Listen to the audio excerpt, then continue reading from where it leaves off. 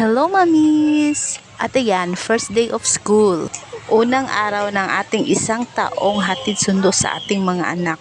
Isang taon na pagsasakripisyo. Isang taon na maagang gumising. Isang taon na bising-busy tuwing umaga sa pag-aasikaso sa ating mga anak at pag-prepare sa kanilang mga baon. At syempre, isang taong gastos. Gastos sa project sa school at sa gastos pang baon araw-araw.